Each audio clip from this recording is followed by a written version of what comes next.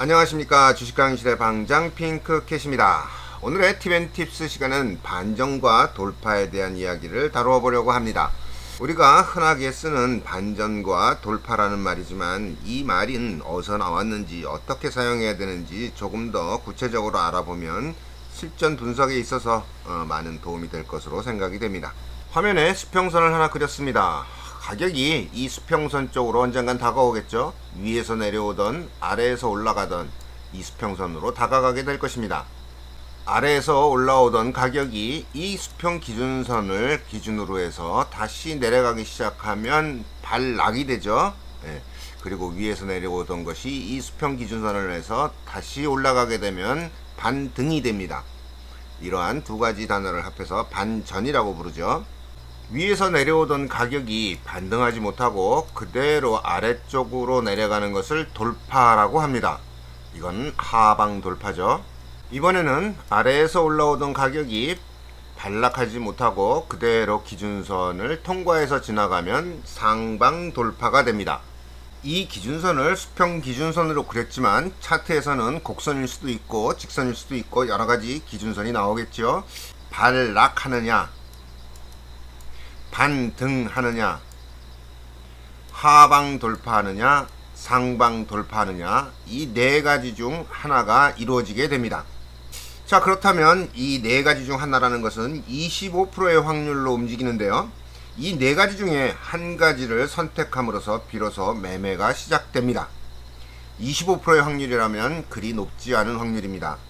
동전 던지기를 해도 50%인데 25%의 확률에 베팅할 수는 없죠. 그래서 우리는 분석을 통해서 적어도 50%더 높여서 75%의 확률로 베팅을 하기를 바라고 있습니다. 물론 100%의 확률로 베팅을 할 수 있다 그러면 얼마나 좋겠습니까? 많은 실전에서 100%라는 것은 기대하기 어렵죠. 나머지 25%는 대응의 영역으로 보시고 매매를 하셔야 됩니다. 제가 지금 대응이라는 단어를 사용했는데요. 이 대응에 대해서도 한번 자세하게 알아볼 필요가 있죠. 그런데 이 대응이라는 거를 글이나 말로 설명이 가능할지 저도 궁금합니다. 다음에 한번 동영상을 만들어 보도록 하겠습니다. 못 만들면 포기하고요. 그런데 말입니다. 주식시장 입문자는 분석을 할 줄 몰라서 깨지고 중급자는 대응을 할 줄 몰라서 깨집니다. 이거 하나만은 확실한 거죠. 분석과 대응을 모두 함께 할 수 있을 때 신의 경지라고도 할 수 있죠. 근데 저는 신의 경지에 올라선 사람도 아니고요. 이 대응을 적절하게 정의할 수 있는지 저도 궁금합니다. 자, 사설은 건너뛰고요. 이제 차트로 들어가 보겠습니다. 오늘의 팁앤팁스 주제는 반전과 돌파입니다. 반전과 돌파가 일어날 때 취해야 되는 액션을 설명드리고자 하는 것은 아니고요. 반전 현상과 돌파 현상을 먼저 이해하는 것이 맞겠죠. 어쨌든 차트를 구성하면 반전과 돌파를 이해할 수 있는지에 대해서 중점을 두도록 하겠습니다. 차트의 중간 높이에 수평선을 하나 그리도록 하겠습니다. 임의의 수평선을 기준선이라고 칭하겠습니다. 이 기준선을 갖고 반전과 돌파를 이용한 분석을 하게 되면 임의의 기준선이 아닌 썩 괜찮은 기준선으로 변화하게 됩니다. 우리가 이렇게 임의로 하나 그려놓은 선에 가격이 아래서 위로 올라와서 반전을 하고 있죠. 반락입니다. 이 반전하고 난 다음에 그 다음에 연이어 돌파가 일어나는데요. 돌파가 일어나고 나서 쭉 상승을 해줍니다. 자, 이 선이 우리가 어떠한 의미를 가진 선이 아닌데도 불구하고 이 선에 다가와서 반전하는 모습도 보여주고요. 돌파하는 모습도 보여줍니다. 더군다나 이 선을 조금 더 연장해서 보면 이 지점에서는 또다시 반전이 다시 일어나죠. 반전이 다시 일어나고 올라갑니다. 자, 이 선의 의미가 처음에는 아무것도 아니었는데 지금은 이렇게 분석을 하다 보니 이 선이 중요한 선이었네 라는 생각이 드실 겁니다.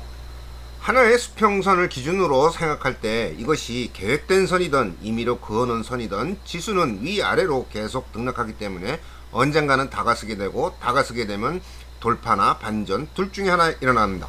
이러한 현상을 이용해서 간단한 실험을 하나 해보겠습니다. 여기 중요한 지점이 하나 나왔었죠. 그 중요한 지점을 잇는 이런 수평선을 하나 추가로 그리고요. 그것을 다시 반으로 나누고요. 이 간격을 기준으로 위아래 선을 그려줘 보겠습니다. 임의로 그려진 등분 수평선을 갖고 분석을 한번 해보겠습니다. 아래쪽에서 올라와서 돌파를 시도합니다. 돌파를 시도하면 이 돌파된 선을 지지선으로 가정하겠습니다. 이 지지선에서 돌파가 일어난 이후의 지지선, 이 지지선에서 어떤 현상이 일어나는지 쭉 살펴보시죠. 자, 여기 지지받고 올라가죠. 근데 여기도 지지인지 아니면 조금 힘이 부족한 건지 모르지만 다시 돌파가 일어납니다. 그 다음에는 여기까지 못 내려오죠. 아예 못 내려옵니다. 자, 그 다음에 지지받고 올라가고, 여기도 아예 못 내려오고 다시 돌파가 일어나고, 여기도 아예 못 내려오고 다시 돌파가 일어나고, 지지받고, 여긴 지지죠. 지지받고 고점까지 올라옵니다. 이후에 진행하는 상황도 한번 보시죠. 자, 돌파가 일어났으면 좋았을 텐데 돌파가 못 일어나고 그대로 하방으로 내리꽂으면서 하방 돌파가 일어납니다. 하방 돌파가 꽤 깊죠. 하지만 위에 올라온 규칙대로 설명한다 그러면 여기도 지지선 밟고 올라온 모습으로 판단할 수 있습니다. 내려왔지만 다시 올라갔죠. 자, 여기서 뭐 충분히 깨지 못하고 이런 거죠. 이렇게 충분히 깨지 못하고 다시 상방 돌파가 일어나면서 지지 일어나고 돌파 일어나면서 밑에 선에서 다시 반등해서 올라와주고 지지받고 다시 올라가서 돌파가 일어납니다. 여기서 우리가 알 수 있는 것이 하나 있죠. 임의의 기준선이라 하더라도 가치가 없다? 아닙니다. 임의의 등분선만 그려놔도 훌륭하게 분석할 수 있습니다. 반전이 무엇이고 돌파가 무엇인지 위해서 임의의 기준선을 한번 그려봤는데요. 일단 차트에 있는 등분선들을 모두 지우고요. 다른 것을 하나 올려보도록 하겠습니다. 자, 이것이 현재 차트인데요. 현재 차트를 살짝 앞으로 당겨 보겠습니다. 살짝 앞으로 보면 과거 데이터 중에서 고점과 저점의 위치를 확인할 수 있습니다. 여기가 고점이죠. 여기를 고점이라 할 수도 있겠네요. 비슷한지만 후에 나온 고점을 사용하겠습니다. 그 다음에 저점이 한번 나왔고요. 두 번째 저점까지 같이 나왔습니다. 자, 그러면 여기서부터 여기까지를 이전 하락에 대한 구간이라고 볼 수 있죠.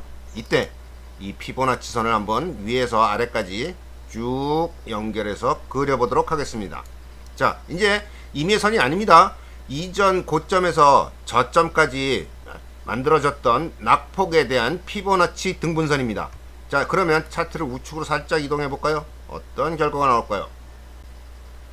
지지받으면서 반등하고, 지지받으면서 반등하고, 지지받으면서 반등하고, 지지받고 반등하고 계속 반복이 되죠. 그럼 이것이 하나의 추세로 인정할 수밖에 없죠. 인정할 수 없다면, 이것이 지지받고 반등하는 것을 인정할 수 없다 그러면 여기서 돌파할 때는 어떻게 해야 되죠? 포기해야죠. 예, 이것까지 인정 못하게 되면 여기까지 이거 손실로 잡혀버립니다. 언젠가는 내려올 거야 라고 생각하시는 낙관적인 매매를 하시더라도 이거 안 내려오면 여기까지 내려옵니다. 여기까지 내려와서 다시 올라가죠. 이건 아니죠. 낙관도 좋지만 낙관을 지나친 상상은 금물입니다. 자, 오늘의 팁앤팁스는 반전과 돌파에 대한 이해를 해보았습니다. 어떻게 사용하셨는지 아직 모르셨던 분한테도 도움이 되셨을 것 같고요. 또한 반전 돌파를 의미 있게 보시지 않는 분들에게는 주의 경고사항으로 들렸을 겁니다. 반전과 돌파는 주식 거래를 하면서 늘 관찰해야 되는 중요한 대상 중의 하나입니다. 따라서 이 내용도 오늘 1부에서 끝나지 않고 2탄, 3탄도 제작될 예정입니다. 자, 관심과 애정을 갖고 팁앤팁스 시간을 시청해 주시는 회원님들께 감사드리겠습니다. 자, 오늘 팁앤팁스는 여기서 마치도록 하고요. 이만 물러가도록 하겠습니다. 감사합니다. 안녕히 계십시오.